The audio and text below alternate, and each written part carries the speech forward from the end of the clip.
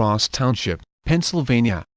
21-year-old James Valentine is considered lucky to be alive after a terrifying accident. Valentine was up in the air cutting down a tree when his chainsaw kicked back, and the blade lodged in right by his neck.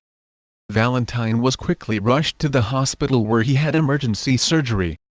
Doctors said the saw missed major arteries and, instead, cut into muscle. Allegheny General Hospital released an 10-ray Tuesday showing the saw still in the 21-year-old's neck.